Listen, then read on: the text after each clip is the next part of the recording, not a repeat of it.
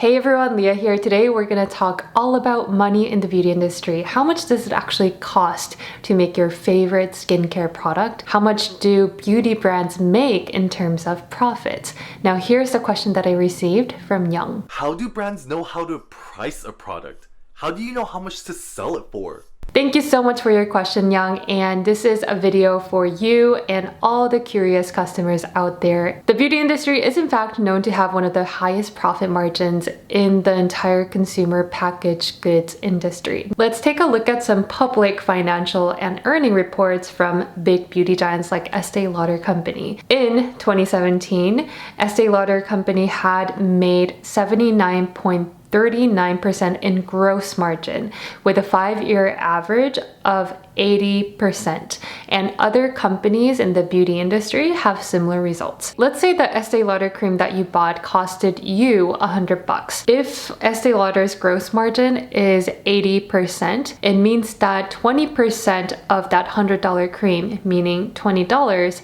would be going into the cost of goods sold, meaning the R&D cost, the raw material purchases, the formulation, the product packaging, the logistics, the supply chain, or any other additional testing that were required for this formula to be as stable and as safe as possible. Now, we would automatically assume that Estee Lauder made $80 and that's their pure profit margin.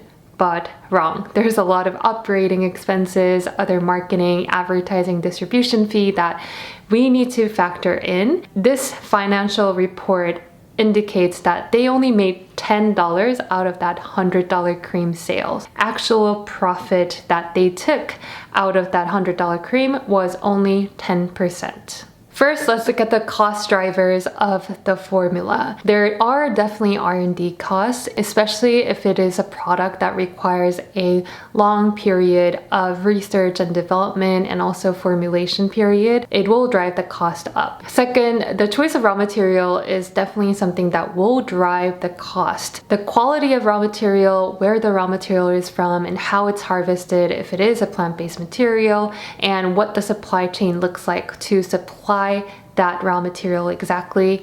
These all can really drive and vary in the cost. A lot of the times if I do see an ingredient profile that has a lot of different botanical oils, especially organic natural oils, it is going to be a costly formula. If it is just a hyaluronic acid serum or just a humectant serum, those are generally cheaper to create. From the raw materials, generally retinols are expensive, zinc oxide's expensive, a lot of oils are expensive. Essential oils are definitely the most expensive because it's the most concentrated version of normally a very exotic flower. Tamano oil is more expensive than, let's say, a sunflower seed oil as well. Sometimes synthetic ingredients like new innovative materials can be really expensive, especially the biotech enabled ones. Third element is definitely the packaging cost. Packaging cost can actually sometimes be more expensive than the actual formula, but it is actually true. And if the packaging is heavier, the logistics cost will definitely go up. Some of the unique packaging options that you see that are custom molded, that is one of the kind, those can be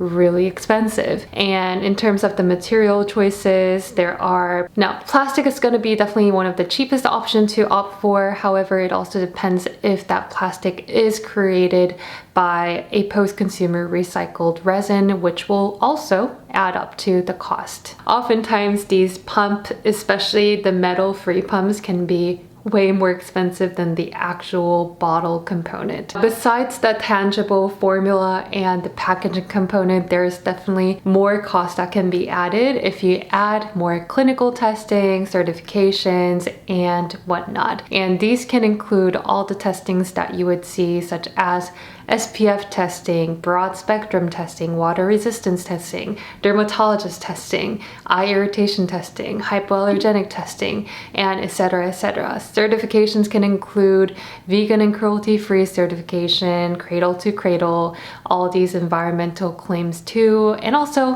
climate neutral certification. That's more for the entire business operations, but that can also be baked into the cost. Manufacturing costs would include the manufacturing costs, actually, literally, but also will include the labor costs as well. That would be working on the assembly line, filling and packaging the product. Finally, there's logistics costs, which is becoming a nightmare after COVID. And with all the global supply chain crisis news that we see, the logistics nightmare headlines we see on the news on a daily basis, and one of the things that's really driving up this entire inflation is due to the logistics as well. And the longer the product needs to travel and the heavier it is, it'll definitely add up to the cost. Next, we have distribution costs, and we normally call this a cost that you pay to these retailers.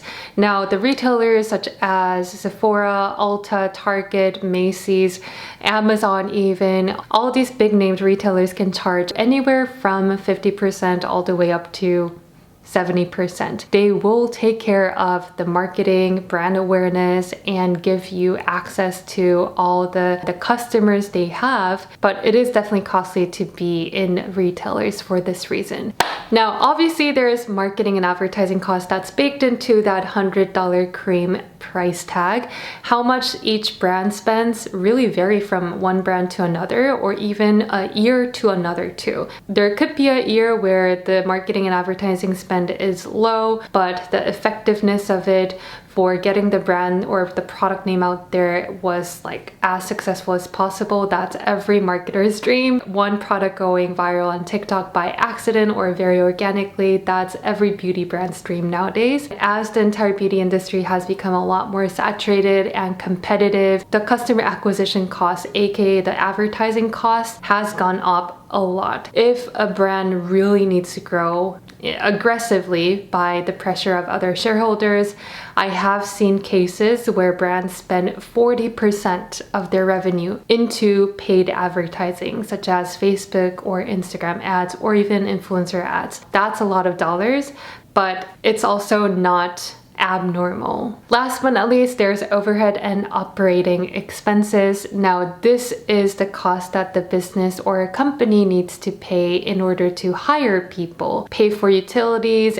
insurance, legal fees for trademarks, and all the legal things that may happen to the company, pay taxes, buy machines if needed, buy all the things that would require for the company to run a business. So this can be, you know, somewhere between 10 to even 20% or even more. To wrap up everything, it only takes probably about $20 to make a $100 cream that you're buying, but there are additional expenses that are layered on top in terms of distribution, logistics, marketing, advertising, and operating and overhead expenses that adds all the way up to $90 as a total cost for the company, and there's only $10 left for the company to realize as profits. So I thought this was a very useful and interesting information to share with you guys coming from an insider perspective. Let me know if this was an interesting subject to learn, and if there are any other areas or topics that you want to learn about